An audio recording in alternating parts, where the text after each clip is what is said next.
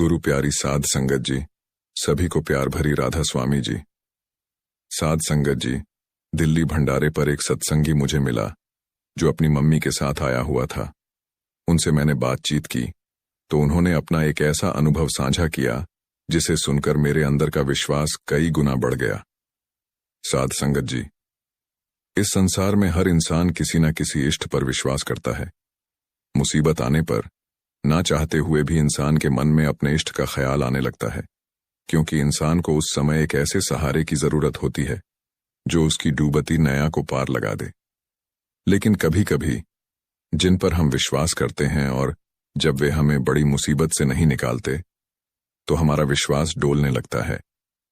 हम दूसरे दरवाजे पर जाकर माथा टेकने लगते हैं। मुझे यकीन है कि इस वीडियो को सुन रही संगत में से बहुत से लोगों के साथ ऐसा हुआ होगा। लेकिन आज आप उस भाई और उसकी मम्मी की बाबाजी पर विश्वास की एक ऐसी बात सुनने जा रहे हैं जिसके बाद आपका विश्वास कभी भी नहीं डोलेगा। उस भाई की मम्मी ने अपने लड़के की तरफ इशारा करते हुए बताया कि कुछ समय पहले हमारा विश्वास बाबाजी पर से बिल्कुल खत्म हो गया था। जब मैंने उनसे सारी बात पूछी तो उन्होंने बताया कि हम अपने लड़के को अमेरिका भेजना चाहते थे। इसके कुछ दोस्त पहले से वहां जा चुके हैं और वहां जाकर सेटल भी हो चुके हैं। इसके दोस्त इसको भी वहां आने को कई बार कह चुके हैं। एक दिन जब मेरे पति ने मेरे बेटे के दोस्तों से फोन पर अमेरिका में बात की तो उनकी बातें सुनकर मेरे पति को भी लगने लगा कि हमें भी अपने बेटे को अच्छे भविष्य के लिए विदेश भेज देना चाहिए। मेरे लड़के ने जब 12वीं की पढ़ाई पूरी कर ली तो हम एक एजेंट से मिले। एजेंट ने हमें कहा कि लगभग 25 लाख का खर्च आएगा और हम आपके बेटे को विदेश में भेज देंगे। 25 लाख कोई छोटी रकम नहीं थी, लेकिन फिर भी हमने अपने बच्चे के भविष्य के लिए पैसों का इंतजाम किया। सबसे पहले एजेंट ने हमसे सिर्फ वीजा की फीस ली और सारे कागज पूरे करने के बाद हमारे बेटे का वीजा अप्लाई कर दिया। कुछ ही दिन में उनका जवाब आ गया और उन्होंने वीजा कैंसिल कर दिया। हम थोड़ा घबरा गए थे क्योंकि अब हम भी अपने बेटे के विदेश में जाकर सेट होने के सपने देखने लगे थे। जब वीजा कैंसिल होने की रिपोर्ट आई तो हमें लगा कि हमारे सपने तो एक पल में ही टूट गए। फिर एजेंट ने हमें कहा, आप चिंता न करें, अमेरिका का वीजा इतनी आसानी से नहीं मिलता। कई बार तो 3 से 4 बार अप्लाई करना पड़ जाता है। एजेंट ने कैंसिल होने के पीछे का कारण समझकर जो भी जरूरी दस्तावेज चाहिए थे वो सब हमसे लिए और फिर से वीजा अप्लाई कर दिया। एजेंट ने इस बार हमें कहा, इस बार वीजा हर हाल में लग जाएगा। लेकिन 10 दिन के बाद फिर से उन्होंने वीजा कैंसिल कर दिया। एजेंट भी अब परेशान हो गया और इसी एजेंट ने तीसरी बार फिर से वीजा अप्लाई किया, लेकिन तीसरी बार भी वीजा कैंसिल हो गया। 3 बार के बाद एजेंट ने हमें हमारी फाइल वापस दे दी और कहा कि आप चंडीगढ़ में जाकर इस एजेंट से मिलो, वह आपकी मदद कर देगा। उसने हमें चंडीगढ़ के किसी एजेंट का पता बताया। हम क्योंकि अपने बेटे के दोस्तों को वहां अच्छा खासा पैसा कमाने की बहुत सी बातें सुन चुके थे तो हम किसी भी हाल में अपने बेटे को वहां भेजना चाहते थे। हमें ज्यादा चिंता इसीलिए भी नहीं थी क्योंकि इसके बचपन के दोस्त पहले से ही वहां सेट हो चुके थे और उन्होंने इसके पापा को वादा किया था कि वह इसको भी अपने साथ सेट करवा देंगे। इसलिए हम चंडीगढ़ भी पहुंच गए। उस नए एजेंट से सारी बात करने के बाद उसने नए सिरे से फाइल बनाई और वीजा अप्लाई किया, लेकिन इस बार फिर वीजा कैंसिल हो गया। अब हम बहुत दुखी हो गए थे। हम इधर उधर से ब्याज पर 25 लाख उठाकर बैठे थे और हर महीने ब्याज पर ब्याज देना पड़ रहा था। हमें समझ ही नहीं आ रहा था कि आखिर हम करें तो क्या करें।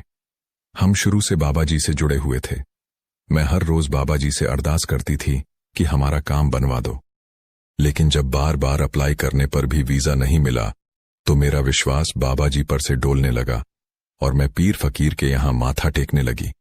फिर एक दिन मेरे बेटे के बचपन के दोस्तों में से एक दोस्त की मम्मी मुझे मिली। जब मैंने उनको सारी बात बताई तो वह कहने लगी कि आप तो वैसे ही संतों महात्माओं के चक्कर में पड़े हुए हो। इस तरह के काम तो ज्योतिषी करवाते हैं। वह कुछ पैसे लेते हैं और आसान सा टोटका बताते हैं और काम बन जाता है। उसने बताया कि जब हमने अपने बेटे को विदेश भेजा था तो हम भी एक पहुंचे हुए ज्योतिषी से मिले थे। उनके अंदर एक अजीब सी पावर आती है और वह सिर्फ शनिवार वाले दिन ही टोटके बताते हैं। आपको वहां जाकर अपने बेटे का नाम और अपनी दुविधा बतानी है। वह आपको कोई टोटका करने को कहेंगे। आपको बस वही करना है और 7 से 10 दिन में आपके बेटे का वीजा खुद चलकर घर पर आ जाएगा। लड़के की मां ने आगे मुझे बताया कि अब क्योंकि हमें तो हर हाल में अपने लड़के को बाहर भेजना था और हमारा विश्वास पहले से ही बाबा जी पर से डोल गया था, तो मैं अपने पति को लेकर शनिवार वाले दिन उस गांव में गई जहां वह ज्योतिषी लोगों के काम बनवाता था। हम किसी से पूछते हुए उस गांव और फिर उस ज्योतिषी तक पहुंचे। वहां पहले से बहुत से लोग बैठे हुए थे। वह ज्योतिषी लोगों की दुविधा को सुनता और फिर अपनी आंख बंद करके कुछ सोचता और उन्हें कोई टोटका बता देता। कुछ देर के बाद हमारी बारी आई तो मैंने ज्योतिषी को सारी बात शुरू से आखिर तक बता दी कि कैसे बार बार हमारे बेटे का वीजा कैंसिल हो रहा है। ज्योतिषी ने कुछ देर आंखें बंद की और उसके बाद उसने हमसे कहा, क्या आपने किसी गुरु से नाम ले रखा है? हमने बताया कि हमने बाबा जी से नामदान ले रखा है। ज्योतिषी कहने लगा, उन्हीं की वजह से आपके बेटे का वीजा नहीं लग पा रहा। अब यह बात सुनकर मैं अपने पति की तरफ देखने लगी। अब भी हम हैरान होकर देख ही रहे थे कि ज्योतिषी ने बताया, आपके बेटे के कुछ दोस्त भी पहले से वहां हैं और इसी वजह से आपके गुरु आपके बेटे को वहां नहीं जाने दे रहे, क्योंकि आपके बेटे के दोस्त वहां कुछ ऐसे कामों में पड़ गए हैं जिसका अंत या तो जेल है या मौत। वह सब वहां बहुत गलत कामों में पड़ चुके हैं, इसीलिए वे बार बार आपके बेटे को भी वहां बुला रहे हैं ताकि वह भी उनके साथ उन कामों में शामिल हो सके। इस वजह से आपके गुरु इसका वीजा नहीं लगने दे रहे, क्योंकि अगर यह वहां चला गया तो यह भी उन्हीं कामों में पड़ जाएगा और फिर या तो वहां की जेलों में सारी उम्र काटनी पड़ेगी या फिर गोली खानी पड़ेगी। ज्योतिषी ने आगे एक और बात हमें बताई। उसने कहा, आप हमेशा अपने गुरु से कहती हो कि यह हमारा नहीं, आपका बच्चा है। आपके गुरु ने आपके बच्चे को अपना समझकर अपनी ड्यूटी निभा दी। बीबी ने आगे मुझे बताया। यह सुनकर मेरी आंखों से आंसू बह निकले और मैं खुद को कोसने लगी कि मैं डोल कैसे गई। जिस सतगुरु ने आज तक हमारी संभाल की है, उनकी करनी पर भी मुझे शक कैसे हो गया। मैं और मेरे पति चुपचाप वहां से उठकर वापस लौट आए और हम आपस में एक फैसला ले चुके थे कि अब हम अपने बेटे को बाहर नहीं भेजेंगे। मैंने बाबा जी से अपने दिल के अंदर बहुत शुक्रिया किया और उनसे बहुत माफी भी मांगी। मेरे पति ने ब्याज पर लिए पैसे वापस लौटा दिए और अब मेरा बेटा आगे की पढ़ाई यहीं हमारे शहर के एक कॉलेज से कर रहा है। ये सब बातें बताते हुए बीबी की आंखें नम हो रही थीं। बीबी कह रही थी, बाबा जी, हमारे मन के अंदर उठ रही अरदास को भी सुन लेते हैं और हर हाल में हमारी संभाल करते हैं। साध संगत जी, यह बात तो एकदम सच है कि एक पूर्ण संत जिसको शरण दे देते हैं तो फिर उनकी जिम्मेदारी अपने ऊपर ले लेते हैं। मुसीबतें तो हर किसी के जीवन में आती हैं और मुसीबतें आने का यह सिलसिला किसी के भी जीवन में कभी खत्म नहीं हो सकता। जब तक हम शरीरों के दायरे में हैं, सुख दुख सब कुछ हमें भोगना पड़ेगा, लेकिन एक पूर्ण संत दुख की घड़ी आने पर हमारे अंदर इतनी ताकत बख्श देते हैं कि हम दुख को हंसते हंसते भोग जाते हैं। किसी ने बाबा जी से एक बार सवाल जवाब में पूछा था, बाबा जी, सब कहते हैं जो सत्संगी होते हैं और अपने गुरु के खाने में रहते हैं, उनके हिस्से में सबसे ज्यादा दुख आते हैं, और जो लोग बुरे काम करते हैं वे हमेशा खुश रहते हैं। तो बाबा जी ने उस लड़की को समझाया था, बेटा, सुख और दुख मिलने का किसी के सत्संगी होने या ना होने से कुछ लेना देना नहीं होता। सुख और दुख तो कर्मों के कारण हमें भोगने पड़ते हैं। जो मालिक का भजन सिमरन करते हैं, मालिक उनका हिसाब जल्दी जल्दी करवाने लगता है जिससे कि वे यहां से मुक्त हो सकें। हमें लगता है कि इसके हिस्से में ज्यादा दुख आ रहे हैं, भोगना तो उसको ही पड़ेगा। जो भजन सिमरन नहीं करता और भजन सिमरन ना करने वाले जीव को तो न जाने कितनी बार फिर से इस संसार में आना पड़ेगा और अपने कर्मों का हिसाब देना पड़ेगा। ऐसे जीव का आने और जाने का सिलसिला कभी भी खत्म नहीं होता, क्योंकि बार बार जन्म लेने के बाद पिछले कर्मों का हिसाब तो होने लगता है, लेकिन जीव नए कर्म भी साथ साथ बनाने लगता है। इसलिए उसको बार बार आना और जाना पड़ता है। इसीलिए समझाया जाता है कि इस जेल खाने से छूटने का एक ही जरिया है और वह है मालिक की भक्ति। साध संगत जी, कल दिल्ली में हुए सत्संग में बाबा जी ने बड़े खुलकर समझाया था कि हमें मालिक की भक्ति करनी है, ना कि गुरु की। आज हम सब गुरु के आगे माथा टेकने लगते हैं। क्या ऐसा करने से हमारे कर्मों का हिसाब खत्म हो पाएगा? कभी भी नहीं।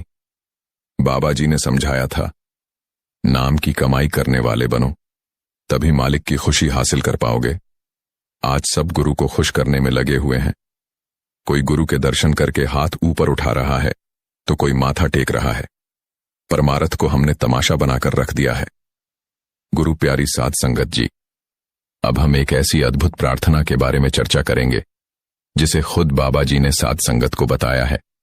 यह प्रार्थना इतनी शक्तिशाली है कि इसे करने से आपके जीवन के सभी दुख धीरे धीरे दूर होने लगते हैं और मालिक की अनंत कृपा आप पर बरसने लगती है। जो भी इस प्रार्थना को सच्चे दिल से हर रोज सुबह और शाम मालिक को याद करते हुए दोहराता है, उसके जीवन में चमत्कारी बदलाव आने लगते हैं। मालिक ऐसी आत्मा को कभी किसी चीज की कमी महसूस नहीं होने देता। यह प्रार्थना केवल 6 शब्दों की है, लेकिन इसका असर आपके पूरे जीवन को बदलने की ताकत रखता है। इसे सच्चे विश्वास और भक्ति के साथ दोहराएं और देखें कि कैसे आपका जीवन एक नई दिशा में बढ़ने लगता है। आइए इस प्रार्थना का रहस्य जानें और इसे अपने जीवन में अपनाएं। इस प्रार्थना की गहराई और महत्ता को समझाने के लिए मैं आपको एक अद्भुत और दिल को छू लेने वाली घटना सुनाना चाहती हूं। यह घटना इस बात को उजागर करती है कि बाबा जी ने किस तरह संगत को इस प्रार्थना के बारे में बताया था। जब आप इस कहानी को सुनेंगे तो आपको इन 6 शब्दों की प्रार्थना का महत्व भी समझ में आएगा। इसके बाद आप निश्चित रूप से दिन में कम से कम 2 बार इसे बोलने की प्रेरणा महसूस करेंगे। साध संगत जी, बाबा जी के साथ एक बेहद प्यारा और निष्ठावान सेवादार था। वह पूरी लगन और प्रेम से सेवा करता था। बाबा जी की कृपा से उसके जीवन में ऐसा बदलाव आया जिसे देख हर कोई चमत्कृत हो गया। उसके जीवन में खुशहाली और शांति का जो प्रकाश फैला, वह सब उस प्रार्थना के कारण संभव हुआ जिसे बाबा जी ने उसे सिखाया था। आइए इस घटना को ध्यान से सुनें और समझें कि वह कौन सी प्रार्थना थी जिसने उसके जीवन को बदल दिया। जब वह बाबा जी से जुड़ा था तो उसकी आर्थिक स्थिति कुछ बहुत अच्छी नहीं थी और घर में बहुत तरह की परेशानियां चलती रहती थीं। लेकिन बाबा जी ने इस भाई को वही 6 शब्द 2 बार बोलने को कहे। जब इसने वह शब्द बोले तो इस भाई और इसके परिवार के दिन बदलने लगे। गरीबी से अमीरी आते देर न लगी। मालिक ने इतना देना शुरू कर दिया कि इस भाई से संभाला ही नहीं जाता था। इस भाई ने डेरे में सेवा करने के साथ साथ एक व्यापार शुरू कर लिया। जब इसने शुरू किया था तब इसके बच्चे छोटे थे। मालिक की कृपा होती रही और बिजनेस में आए दिन तरक्की होने लगी। इस भाई ने बहुत सारी दौलत कमा ली। इसका असूल था कि जितनी भी कमाई होती उसका एक बड़ा हिस्सा यह परमार्थ में लगा देता था, क्योंकि इसका मानना था कि जिन्होंने मुझे इतना कुछ दिया है उनके घर जितना दे सकूं उतना थोड़ा होगा। यह अच्छी खासी रकम हर महीने परमार्थ में देता था। धीरे धीरे समय बीता और इसके दोनों बेटे बड़े हो गए। दोनों की शादियां करवा दी और दोनों ने इस भाई का बिजनेस संभालना शुरू कर दिया। जब दोनों बेटों ने बिजनेस की भाग दौड़ अपने कंधों पर ले ली तो इस भाई ने बिजनेस से रिटायरमेंट ले ली और ज्यादातर समय डेरे और सत्संग घर में सेवा करने लगा। समय आगे बढ़ा। अब क्योंकि शुरू से ही इस भाई का भजन, सुमिरन और सेवा बहुत ज्यादा रही थी, तो इसको एहसास हो गया कि अब जाने का समय नजदीक है। इसने अपने दोनों बेटों को अपने पास बुलाया और दोनों को एक बैंक अकाउंट की पासबुक देते हुए कहा, बेटा, यह बैंक अकाउंट मैंने आज तक तुम्हें नहीं बताया था। इस अकाउंट में जितने भी पैसे पड़े हैं वह मैंने इसीलिए अलग से जमा कर रखे थे कि कभी कोई बड़ी दिक्कत आए तो ये पैसे काम आ जाएंगे। लेकिन अब मेरा जाने का टाइम आ गया तो मैं इस अकाउंट को तुम दोनों के हवाले करता हूं। याद रखना, इस अकाउंट से पैसे तभी निकालना जब तुम्हें सच में इन पैसों की जरूरत हो। और हर रोज मालिक से 6 शब्द की यह प्रार्थना बोलना। सुबह शाम मालिक की याद में बैठना। इस प्रार्थना को बोलना तो मालिक तुम्हें कभी भी ऐसा दिन नहीं दिखाएगा कि तुम्हें इस बैंक अकाउंट से पैसे की जरूरत पड़ जाए। सेवादार भाई ने अपने दोनों बेटों को 6 शब्दों की प्रार्थना बताई और अब वह बिल्कुल निश्चिंत हो गया। जैसा कि सेवादार भाई को एहसास हो गया था, तो एक दिन सेवादार भाई ने चोला छोड़ दिया। परिवार वालों ने सेवादार भाई का संस्कार किया। उसके बाद दोनों बेटे फिर से अपने पिता के बिजनेस को संभालने में लग गए। बिजनेस में बिजी होने के कारण दोनों अपने पिता की बताई 6 शब्दों की प्रार्थना को ही भूल गए। पूरा दिन बस पैसा कमाने पर लगे रहते, परमार्थ की तरफ जरा सा भी ध्यान नहीं दिया। समय आगे बढ़ता गया और कई साल के बाद इन्हें बिजनेस में मोटे नुकसान होने लगे। इन्हें समझ ही नहीं आ रहा था कि बिजनेस में नुकसान क्यों हो रहे हैं। दोनों भाई परेशान रहने लगे और एक दिन बड़े भाई को पिता की बात याद आई कि पिता ने समझाया था कि 6 शब्दों की प्रार्थना को हर रोज बोलना है। अगर रोज बोलोगे तो मालिक की कृपा होती रहेगी। लेकिन इतने सालों के बाद दोनों बेटे उस प्रार्थना को ही भूल गए थे कि आखिर वह प्रार्थना और उसके शब्द कौन से थे। दोनों ने बहुत सोचा, दिमाग पर बहुत जोर दिया, लेकिन कई साल पहले पिता की बताई उस प्रार्थना को याद नहीं कर पाए। एक बार यह दोनों अपने घर बैठे हुए थे। इनके घर एक साधु महाराज जी भिक्षा मांगने के लिए गए। साधु ने जैसे ही उनके चेहरे को देखा तो साधु जी समझ गए कि यह परेशान है। साधु ने परेशानी का कारण पूछा तो दोनों बेटे ने कहा, आप एक साधु हो, आपको तो पता होगा कि वह कौन से 6 शब्दों की प्रार्थना होती है जिससे मालिक की कृपा होने लगती है। साधु कहने लगे, मैं तो एक ही प्रार्थना को जानता हूं, भगवान सबका भला करें। दोनों बेटे कहने लगे, जी नहीं, हमारे पिताजी ने तो कुछ और प्रार्थना बताई थी जो 6 शब्दों की थी। साधु महाराज जी कहने लगे, आप मंदिर में किसी अच्छे पंडित से मिलो, ऐसी किसी प्रार्थना के बारे में पंडित जरूर जानता होगा। तो साधु की सलाह पर दोनों एक मंदिर में पहुंचे और यही सवाल पंडित से पूछने लगे। पंडित जी ने कहा, जी, मुझे तो आरती के बारे में पता है और मैं तो हर रोज यही आरती प्रार्थना के रूप में करता हूं। दोनों भाई वहां से भी मायूस होकर वापस लौट आए। दोनों भाइयों ने अपने पिता के कमरे में जाकर उनकी अलमारी में रखी किताबें और कागज देखने शुरू कर दिए। उन्हें लग रहा था कि पिताजी ने उस प्रार्थना को जरूर कहीं न कहीं लिख रखा होगा, लेकिन बहुत देर ढूंढने के बाद उन्हें कुछ नहीं मिला। फिर किसी की सलाह पर दोनों गुरुद्वारे चले गए और वहां पाठी साहब से वही सवाल पूछने लगे। पाठी साहब ने कहा, मैं तो सिर्फ एक प्रार्थना के बारे में जानता हूं और वह है सतनाम श्री वाहेगुरु। दोनों भाई कहने लगे, जी, लेकिन हमारे पिताजी वाली प्रार्थना 6 शब्दों की थी। साहब ने कहा, जी, उसके बारे में तो मैं नहीं जानता। बहुत भड़काने के बाद एक दिन दोनों भाई डेरे पहुंचे और मन को शांत करने के लिए बाबा जी के सवाल जवाब प्रोग्राम में जाकर बैठ गए।